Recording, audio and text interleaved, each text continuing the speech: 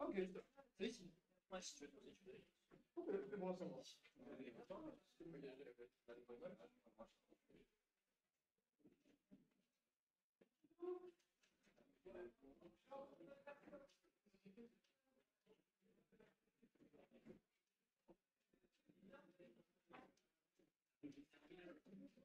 Tu veux t'asseoir avec moi?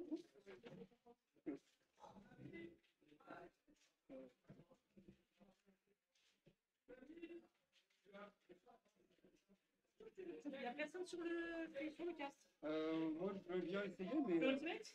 Ouais, et du coup, j'ai jamais fait de cast, mais. On s'en fout, c'est du free cast. Ouais. C'est C'est du juste que je sais pas du tout comment ça fonctionne, donc je suis des streamers de base. Il n'y a pas besoin d'être streamer, il faut juste avoir de la bonne volonté et dire des trucs à peu près pertinents. Salut tout le monde, je vois Branlix, je vois Lucarne, je vois, c'est clairement moi, wesh, dans le chat. Impeccable, mettez-vous à l'aise, mettez-vous bien. Attention, nous avons un mêléiste.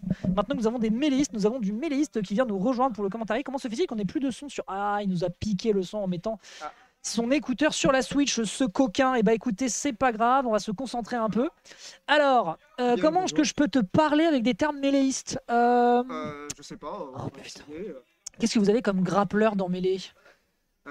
Je sais pas trop parce que moi de base je suis plutôt issu de la scène speedrun. Ah, t'es plus speedrun toi? Oui, issu de la scène speedrun de Melee. Oh purée, il est en train de charger de fou là, il a utilisé... Il a une mécanique, le fait l'inferno, qui lui permet de charger pour récupérer des dégâts et faire ensuite un énorme coup dévastateur. Et là justement, il faut qu'il le dégaine, mais je crois qu'on est en train de bien lui couper l'herbe sous le pied du côté de Nishiro. Effectivement. Le joueur de plante piranha, mais voilà, un énorme backer, ça lui met quand même de gros dégâts, mais le poids de la plante lui sauve un peu les meubles. Effectivement, on voit que la plante piranha a une bonne avance vu qu'elle a 3 stocks encore, alors que le joueur de Filiferno n'a qu'une seule vie pour l'instant. Il va devoir bien rattraper s'il veut espérer avoir cette victoire. Bah ouais, après bon, le problème c'est qu'il est face à une herbe achat, donc forcément il perd un peu ses moyens. Belle roulade avec le counter ici qui est bien récupéré. Dommage, il aurait pu avoir une punition de par l'absence de tech, mais on ne l'a pas bien anticipé du côté d'Aubray. Et là la punition évidemment classique, la boule qui pique en fait ne part pas une fois que l'adversaire grappe. Donc en fait ce que tu dois faire c'est tout de suite pousser l'adversaire et ne pas le pummel, parce que sinon bah, derrière tu le regrettes. Et là ça n'arrive pas, heureusement d'ailleurs. On arrive à trouver enfin le kill avec ce coup fantastique à la jugulaire qui est monstrueux, si tant est qu'on ait une jugulaire du côté de la plante piranha. Et derrière, j'allais dire le chat a sorti les griffes, mais malheureusement c'est suffisant. Il fallait les faire peut-être un peu plus sur la plante. Ouais. Ah, effectivement. Il s'est un poil perdu. C'est donc un 1-0 pour l'instant qui est en faveur de Nishiro, qui va donc pour l'instant se débarrasser d'Aubray. C'est très bien vu. Bon, écoutez, on a encore un peu l'occasion peut-être de proposer quelque chose, mais côté Team S-Fam, et bah, Aubray là pour l'instant est un poil perdu. D'ailleurs, il aurait fallu les swaps, c'est dommage.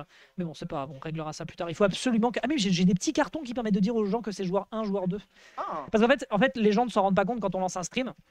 Mais en fait, d'un point de vue purement parallèle, si tu es ici, techniquement, enfin non, si Nishiro est ici en tant que joueur 1, nous on le voit en joueur 2. Et ça va être la même chose sur un overlay. Donc c'est des petits détails comme ça pour qu'on soit le plus propre possible sur nos overlays. Je vois. Ça n'est pas grave. Allez, on se concentre, trêve de mondanité, nous repartons donc. Et cette fois-ci, ce sera du Smashville. Alors pour te donner un peu l'info, Smashville, c'est un peu petit comme map. Oui. Et les maps, je crois qu'elle peut changer un peu, non, de temps en temps, de mémoire. Oui. Alors, les plateformes apparaissent et disparaissent. Il faut savoir que sur Melee, vous n'avez pas ça. Nous, sur Ultimate, on a la possibilité d'enlever les stages hasard. Donc, justement, ce genre de petits détails. Sauf sur Town & City, effectivement, où les plateformes sont toujours mobiles. Là, sur Smashville, ça n'est pas le cas. C'est les mêmes propriétés, mais il y a un détail qui change, c'est que la map est un poil plus petite. On pourrait se dire que ça avantage, que ça n'avantage pas parce que bah, du coup, tu es plus rapidement en ledge trap. Mais par contre, ça veut dire que tu es aussi moins resserré sur les côtés. En effet, les blagues. C'est des petits détails, quoi. Oh non, l'absence de tech monstrueuse qui va poser problème ici à Aubray, qui va se faire avoir par un Nishiro qui est déjà bien en forme. Un petit backer quand même pour récupérer l'avantage. Est-ce qu'on peut récupérer quelque chose? Non, on n'a pas le temps de se positionner. Terrain, là. Ça tue? Ça tue. Ouais, fantastique. Très bien joué ça. Très bien joué pour l'instant. Oh, la boule qui pique qui tombe derrière. Et bah pourquoi pas après tout. Le counter de la part d'Aubray qui était un peu impétueux, mais il n'y aura pas de punition. Downstroke pour Match qui ne fonctionne pas, alors que pourtant c'est true. Je pense qu'on a eu une fantastique DI du côté de Nishiro. En tout cas, il arrive à remonter malgré tout. Hein. Franchement, c'est un bon niveau de jeu. Ok, hop là, un petit up B dans la beauté, mon pote, fais gaffe. Attention, il va réussir à remonter, il va faire le tour du terrain, il l'a fait et il est remonté, effectivement. Bah, il peut un peu brain avec cette recovery, hein, de par justement la présence l'absence d'un pilier qui lui permet justement de se déplacer efficacement. Là derrière, on n'arrive pas à le choper, on a voulu partir très deep pour essayer de punir du côté d'Aubray. On arrive à sortir de cette situation de grab et là, Aubray est un petit peu décontenancé, il a un lead mais il faut concrétiser. Et normalement de Inferno c'est pas le dernier pour tuer un adversaire, mais il est obligé d'être prudent parce que les outils que propose l'adversaire ici sont très clean. Nishiro se dépêtre mais on arrive à l'attraper. Est-ce que c'est un kill? C'est évidemment un kill de par les côtés très resserrés de Town & City, de Smashville, pardon. Belle remontée en tout cas du Filiferno qui a pour le fois réussi à sortir les griffes. il s'en sort beaucoup mieux par rapport au match précédent, mais Attends. Ouais. à voir encore ouais, s'il va ouais. réussir. Ouais. Parce que là, c'est un match très Ouais.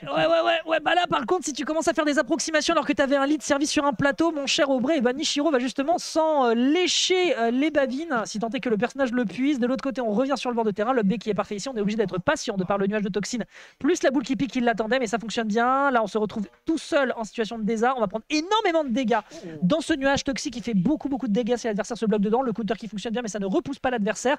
Et derrière, on va malheureusement plonger vers sa demise avec un Aubrey qui s'est un petit peu perdu sur ses phases, sur sa dernière stock, et du côté de Nishiro, on est tout simplement rentré dans la brèche. Ah, effectivement, c'était en tout cas un très bon match de la part du clan de Piranha, mais aussi du Félix Ferdo. Bah en fait oui, game 2 c'était plus clean.